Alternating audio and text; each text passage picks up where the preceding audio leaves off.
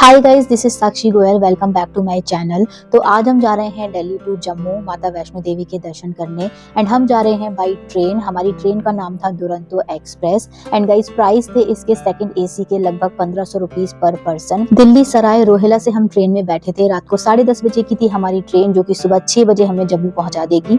Guys Delhi to Jammu आप flight से भी जा सकते हो। लास्ट टाइम हम फ्लाइट से ही गए थे। फ्लाइट के चार्जेस रहेंगे 5000 रुपीज अप्रोक्सीमेटली पर पर्सन एंड लगभग 1 घंटे में आप दिल्ली टू जम्मू पहुंच जाओगे बाई फ्लाइट। गाइस फैमिली के साथ ट्रेन से ट्रैवल करने का भी अपना एक अलग मजा है। काफी अच्छा एक्सपीरियंस था एंड हमने बहुत एंजॉय किया अपनी जर्नी को। And one more thing guys, आप टिकट जब बुक करोगे तो उसमें आपको एक फूड का ऑप्शन भी वो देते हैं कि आपको ट्रेन में फूड चाहिए या नहीं। तो हमने वो ऑप्शन को टिक किया था। हमें यहाँ पे फूड चाहिए था बिकॉज हम घर से नहीं बना पाए थे एंड रास्ते में क्योंकि एक्सप्रेस है तो ज्यादा देर कहीं रुकती भी नहीं है, दैट्स वाई। तो अगर आप वो ऑप्शन ऐड करते हो तो कुछ रुपीस और आपके ऐड हो जाएंगे एंड देन आपको ट्रेन में ही फूड मिल जाएगा। वैसे मुझे ट्रेन का फूड पर्सनली इतना हाइजीन नहीं लगता, बट मजबूरी थी इसलिए मैंने ये लिया। तो यहाँ पे आपको सब कुछ मिल जाएगा एज यू कैन सी। एक पनीर की सब्जी, सूखी सब्जी एंड दाल, राइस, रोटी, अचार, दही एंड लास्ट में आइसक्रीम भी इन्होंने हमें प्रोवाइड की थी।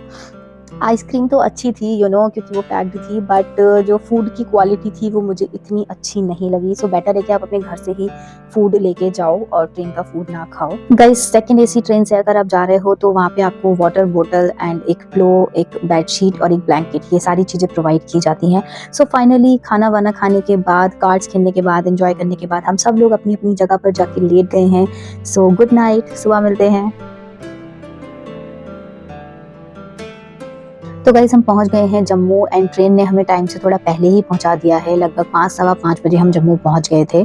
सो गाइस जम्मू पहुंचने के बाद अभी हमें जाना है कटरा, और कटरा जाने के लिए आप जैसे ही रेलवे स्टेशन से एग्जिट करोगे, बाहर जाओगे, तो आपको बहुत सारी बसेस वहाँ पे खड़ी हुई मिल जाएंगी। आपको टैक्सी भी मिल जाएंगी। तो अगर आप बाई कैब जाना चाहते हो तो आप बाई कैब भी जा सकते हो, लेकिन उसके चार्जेस ऑब्वियसली थोड़े ज़्यादा होंगे। वो 1000, 1200, 1500 ऐसे ही बुक होके जाएगी। लेकिन अगर आप बाई बस जाते हो कटरा तो लगभग 100 रुपये के आसपास पर पर्सन का टिकट है जम्मू टू कटरा का, और 1 से 1.5 घंटे में आपको बस कटरा पहुंचा देती है। तो हम गए थे बस से Katra. Guys Katra bus stop पे पहुंचते ही आपको काफी सारे ऑटो रिक्शा वाले मिल जाएंगे और वो आपको डायरेक्टली होटल तक ले जाएंगे। उनके होटल से लिंक अप होते हैं। सो आप जिस तरीके का रूम आपको चाहिए आप बता दीजिए, वो आपको डायरेक्टली होटल तक ले जाएंगे।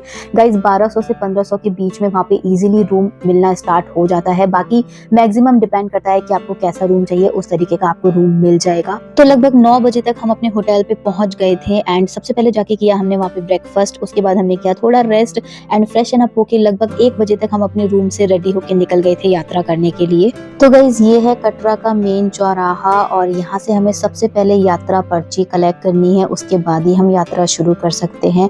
सो सामने से हम आए हैं एंड यहाँ से हमें यात्रा के लिए चढ़ाई शुरू करनी है।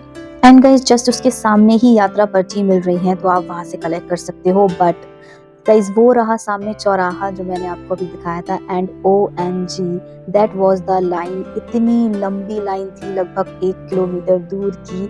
बहुत ज़्यादा भीड़ थी। हमें लगभग 2 से 2.5 घंटा लग गया था यात्रा पर्ची ही कलेक्ट करने में, बिकॉज हम नवरात्रि से 1 हफ्ता पहले गए थे। सो आई सजेस्ट कि आप नवरात्रि के आसपास यहाँ पे विजिट ना करो, अदरवाइज आपको बहुत भीड़ मिलेगी जैसे हमें मिली थी। लास्ट टाइम हम गए थे तो हमें सिर्फ 5 मिनट लगे थे यात्रा पर्ची कलेक्ट करने में, बट दिस टाइम 2 से 2.5 घंटा लगा। तो काफ़ी गर्मी थी, काफ़ी इरिटेशन भी हो रही थी। तो थोड़ा इरिटेट होते हुए, थोड़ा एंजॉय करते हुए हमने जैसे तैसे यात्रा पर्ची कलेक्ट की। गाइस पहले यहाँ पे यात्रा पर्ची मिलती थी, लेकिन अभी यहाँ पे कार्ड मिलने लगा है, एक आई कार्ड जैसा कार्ड जिसे आप गले में लटका के यात्रा शुरू कर सकते हैं। सो बट यहाँ पे इसके लिए आपको एक आधार कार्ड होना बहुत ज़रूरी है, तो आधार कार्ड अपना ज़रूर अपने साथ कैरी करें।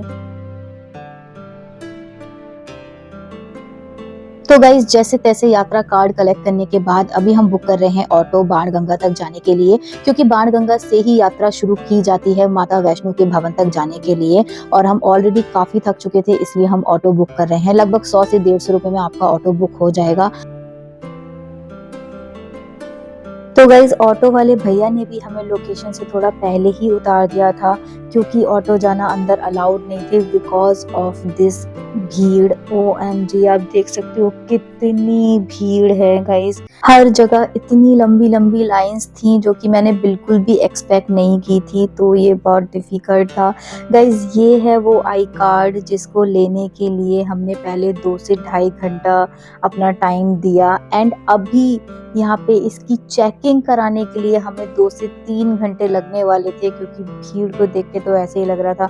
मेरी तो बिल्कुल हिम्मत नहीं थी कि मैं इतनी दूर पहले से लाइन में लगूं, तो हम तो साइड से चलते गए एंड फाइनली मेन गेट के बिल्कुल सामने इतनी दूर पे आके मैं लाइन में लगी, बिकॉज वहां से तो मैं बिल्कुल नहीं लग पाती। सामने रहा गेट जहां से चेकिंग हो रही है आपके कार्ड की, उसके बाद आपकी फाइनल यात्रा शुरू हो जाएगी यहाँ से।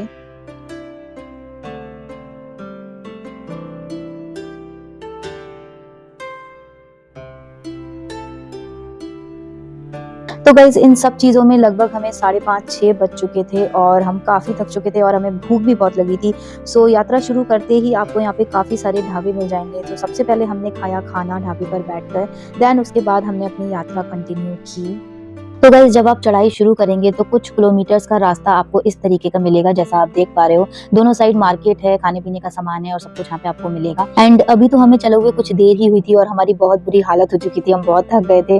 सो बार बार हमें रुक रुक के बैठ के जाना पड़ रहा था, कभी गन्ने का जूस तो कभी कोल्ड ड्रिंक तो कभी कुछ पीते पीते हम एनर्जी लेते लेते थोड़ा थोड़ा चल रहे थे। तो गाइस कुछ किलोमीटर्स चलने के बाद बाकी का पूरा रास्ता आपको इसी तरीके का मिलेगा, जैसा की आप वीडियो में अब देख पा रहे हो। लगभग 13 से 14 किलोमीटर की वैष्णो देवी की चढ़ाई है, तो आपको सारा रास्ता ऐसे ही मिलने वाला है। लेकिन हाँ, आपको कुछ किलोमीटर्स की दूरी पे पीने का पानी या फिर छोटी मोटी शॉप मिल जाएगी जिसपे आप चाय पी सकते हो, कुछ खा सकते हो, और बीच बीच में आपको भोजनालय भी मिल जाएंगे जिसपे बैठ के आप खाना खा सकते हो। तो गाइस अब बारी है सबसे इंपॉर्टेंट चीज डिस्कस करने की, एंड वो थी हमारी गलतियां। हमने यहाँ पे बहुत गलतियां की एंड मैं नहीं चाहती कि वो गलतियां आप रिपीट करो, सो प्लीज इसे ध्यान से सुनिएगा। तो गाइस जिस तरीके से हमने ये अपना ट्रिप प्लान किया था, ये बिल्कुल भी वैसा नहीं गया। हमारा पूरा प्लान फेल हो चुका था। एक्चुअली हमने सोचा था कि हम इलेक्ट्रिक व्हीकल से अपनी चढ़ाई पूरी करेंगे। मैं आपको बता दूं कि वैष्णो देवी की चढ़ाई आप कई तरीकों से कर सकते हो, जैसे कि आप पैदल कर सकते हो, आप घोड़े से कर सकते हो, आप पालकी से कर सकते हो, आप इलेक्ट्रिक व्हीकल से कर सकते हो और आप हेलीकॉप्टर से भी कर सकते हो। सो हमने सोचा था कि हम इलेक्ट्रिक व्हीकल से करेंगे। तो यही सोच के हमारी जो सबसे पहली गलती थी वो थी हमारी ट्रेन का रिजर्वेशन, जो हमने सिर्फ 1 दिन का ही किया था। हम 1 दिन पहले सुबह वैष्णो देवी पहुंचे थे और नेक्स्ट डे हमने शाम का वापसी का रिजर्वेशन कर रखा था, जो थी हमारी सबसे पहली गलती।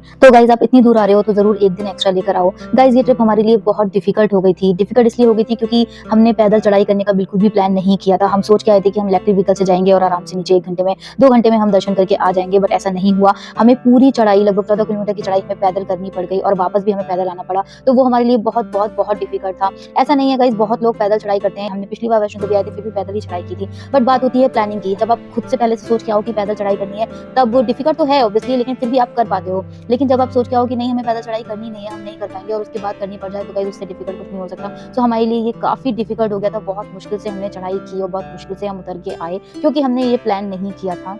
बट माता रानी ने हमें जैसे तैसे बुला ही लिया। हमें तो लगा था पता नहीं अब हम ये यात्रा कर भी पाएंगे या नहीं। तो गाइस ऐसा इसलिए हुआ क्योंकि हमें ये लगा था कि इलेक्ट्रिक व्हीकल आपके नीचे से ही चलते हैं, इनिशियल पॉइंट से, स्टार्टिंग पॉइंट से, बट ऐसा नहीं है। इलेक्ट्रिक व्हीकल आपके अर्धकुंवारी से चलते हैं। अर्धकुंवारी मतलब जहाँ पे आपकी आधी यात्रा पूरी हो जाती है, लगभग 7-7.5 किलोमीटर की, उसे अर्धकुंवारी बोलते हैं। तो आपके इलेक्ट्रिक व्हीकल अर्धकुंवारी से चलते हैं, ये बात हमें नहीं पता थी, पहली चीज। दूसरी चीज गाइज, हमें अर्धकुंवारी से भी इलेक्ट्रिक व्हीकल नहीं मिला। क्यों नहीं मिला? बिकॉज ऑफ भीड़। इतनी भीड़ थी गाइज, इतनी भीड़ थी कि 24-24 घंटे की वेटिंग थी इलेक्ट्रिक व्हीकल से जाने की। व्हीकल बिल्कुल अवेलेबल ही नहीं थे। सो ये भी हमारे लिए काफी शॉकिंग था आधे रास्ते जाने के बाद, इसलिए हमें पूरी चढ़ाई पैदल ही करनी पड़ी।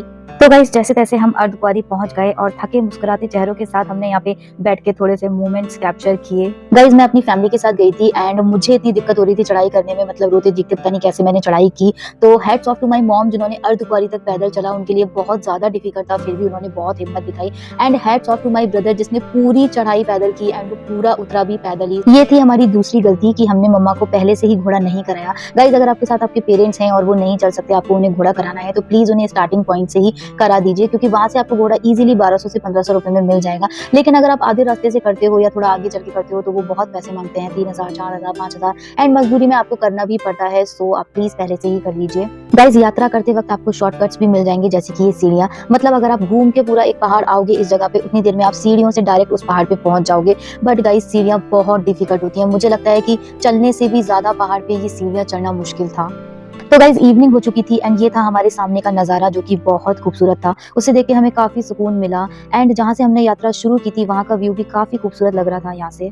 ऑल्सो गाइज आप यहाँ पहुँच गए, इसका मतलब ये नहीं है कि बस अब आप आराम कर सकते हो। यहाँ पहुँचने के बाद भी आपको सिर्फ चलना ही चलना है। मतलब अगर आपको चप्पल रखने जाना है अपने लॉकर में तो आपको 3-4 फ्लोर नीचे उतर के जाना पड़ेगा। अगर आपको वॉशरूम जाना है तो आपको 1-2 फ्लोर नीचे बेसमेंट में उतर के जाना पड़ेगा। मतलब हर चीज़ के लिए आपको चढ़ाई उतराई करते ही रहना है गाइज। तो गाइज लगातार 8-9 घंटे चलने के बाद फाइनली हम भवन पहुँच चुके थे। सामने था हमारे भवन और हमने किए माता के दर्शन। उसमें भी लगभग हमें 2-3 घंटे लग गए क्योंकि बहुत ज्यादा भीड़ थी। गाइस दर्शन करने के बाद हमने खाया खाना क्योंकि हमें बहुत भूख लगी थी एंड खाना खाने के बाद किया हमने थोड़ा सा आराम। ऑलमोस्ट सुबह हो चुकी थी एंड ये था सुबह का नजारा जो कि बहुत खूबसूरत था माता वैष्णो देवी के मंदिर का। इसे देखकर लगा कि हमने जो भी किया वो सब वर्दी था। गाइस कहते हैं कि वैष्णो देवी आने के बाद आपको भैरव बाबा के दर्शन के लिए भी जरूर जाना चाहिए। तो आप भैरव बाबा भी 3-4 तरीके से जा सकते हो, लाइक पालकी से जा सकते हो, आप घोड़े से जा सकते हो और यहाँ पे रोप वे भी चलता है, आप उसके थ्रू भी जा सकते हो ट्रॉली से, या फिर आप हेलीकॉप्टर से जा सकते हो। तो भैरव बाबा के दर्शन भी आप जरूर कीजिए।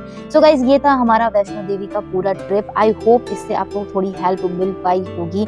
जो गलतियां हमने की वो आप प्लीज मत रिपीट कीजिएगा। एंड यस रास्ते में वापस आते वक्त हमने मसाज भी ली थी एज यू कैन सी, क्योंकि हमारे पैरों में बहुत दर्द हो रहा था। तो हमने ली अच्छे से मसाज एंड बहुत सस्ते में यहाँ पे मसाज हो जाती है। हर 2 कदम पे आपको मसाज करने वाले मिल जाएंगे, लेकिन ये मिलेंगे आपको ऑलमोस्ट जब आप पूरा नीचे उतर आओगे उसके बाद ही, जो वो 2-3 किलोमीटर का मार्केट है उसमें ही। But that was so relaxing. मन कर रहा था बस ऐसे बैठ के मसाज ही कराते रहो। बहुत रिलैक्स मिल रहा था, बहुत सुकून मिल रहा था। गाइज अगर आपको मेरा ये वीडियो पसंद आया हो तो जल्दी से इसे लाइक कर दीजिए एंड शेयर कर दीजिए अपनी फैमिली और फ्रेंड्स से, और मेरे चैनल को सब्सक्राइब कर लीजिए अगर आपने अभी तक नहीं किया है तो। और आपकी कोई भी क्वेरी हो तो आप मुझसे कमेंट बॉक्स में पूछ सकते हैं, मैं सबका आंसर करूंगी। मिलते हैं नेक्स्ट वीडियो में। थैंक यू, बाय बाय, जय माता दी।